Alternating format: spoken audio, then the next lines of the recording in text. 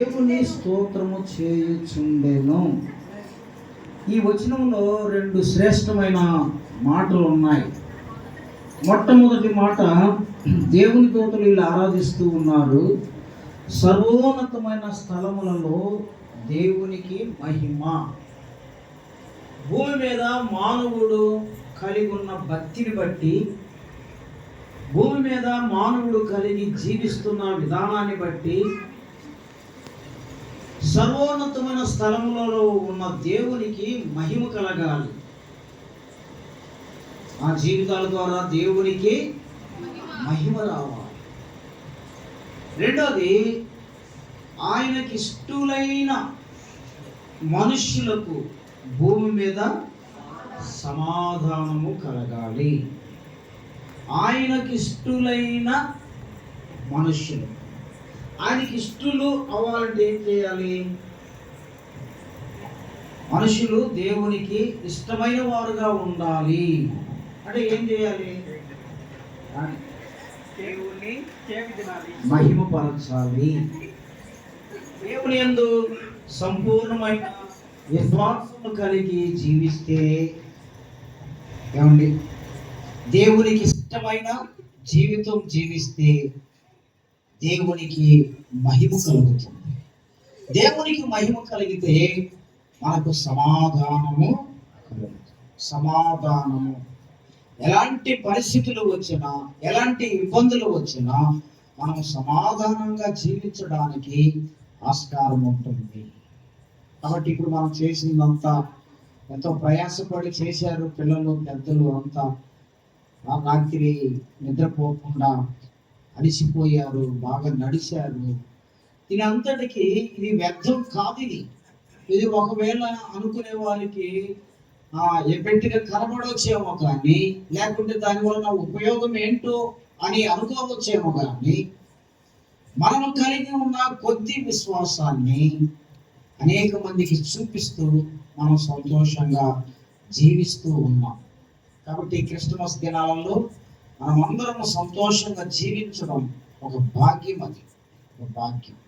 అందరూ పేదవారే, ఎవరు ఏమి ధనికులు ఎవరు కాదు. అయినా మనము దేవుని బట్టి సంతోషిస్తున్నాం, దేవుని బట్టి ఆనందిస్తున్నాం. మన ఆనందం, మన సంతోషం దేవుడై ఉన్నాడు. కాబట్టి మన క్రైస్తవ జీవితాల ద్వారా, మన ప్రవర్తన ద్వారా దేవునికి మనం మహిమ తెచ్చే వారంగా ఉండాలి. మనం భూమి మీద మనము దేవునికి సాక్షులుగా బతకపోతే, దేవునికి విరోధంగా ప్రవర్తిస్తే మనకు దేవునికి మహిమ రాదు, దేవునికి అవమానం వస్తుంది. ఎగ్జాంపుల్, ఒకసారి మా ఊళ్ళో తిరణాలు జరుగుతుంటే రికార్డ్ డ్యాన్స్ చేసుకుంటూ పోతుంటే నేను మా మిద్దెకి అటు చూస్తే ఆ రికార్డ్ డ్యాన్స్ చేసి ఆమె మెడలో సిలువ ఉంది. దేవునికి మహిమ ఎంతమంది చూస్తారు కదా. కాబట్టి మన జీవితం ద్వారా దేవునికి మహిమ వస్తే దేవుడు మనకు సమాధానము పంపిస్తాడు. అలాంటి సమాధానం ఈ బేతేలు సంఘానికి, ఈ సంఘంలో ఉన్న వారందరికీ, ఈ సంఘం కొరకు ప్రత్యక్షంగా పరోక్షంగా సహాయం చేస్తున్న ప్రజలందరికీ ఎల్లప్పుడూ సంతోషంగా సమాధానంగా ఉండాలని కోరుకుంటూ ఈ దినం ఈ కేక్ను కట్ చేస్తాం.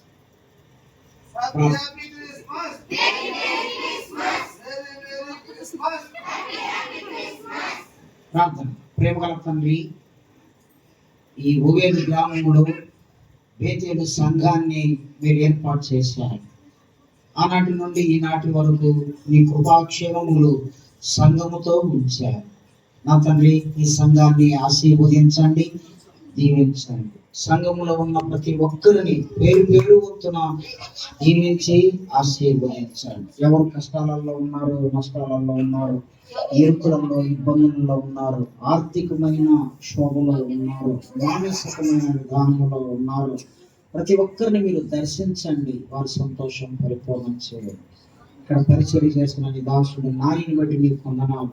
నీ బిడ్డకి మంచి జ్ఞానం దయచేయండి. ఈ ప్రజలను ఎలా డీల్ చేయాలి, ఎలా నీకు మహిమార్థంగా మరి దేవుని కొరకు పెంచాలి, ఆ జ్ఞానం దయచేయండి. యవనస్తుడు నీ కృప చూపించండి. నీ ఆలోచన దయచేయండి. ఈ పరిచర్యలో చేరి వచ్చిన ప్రియులందరూ బట్టి నీకు వందనాలు.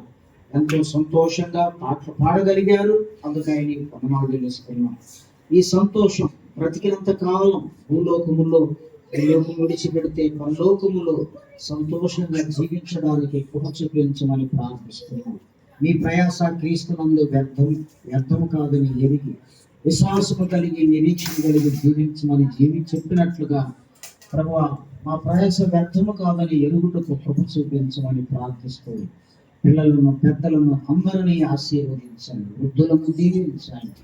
సంటి పాపం బట్టి నీకు వందనాలు. బిడ్డల భవిష్యత్తులో ఆశీర్వదించండి. ఈ విధంగా మరి క్రిస్మస్ దినంలో కూడా అందరూ సంతోషంగా జీవించడానికి కృప చూపించమని ప్రార్థిస్తూ యేసుక్రీస్తు నామములో స్తుతించి ప్రార్థించి వేడుకొంచున్నాము తండ్రి.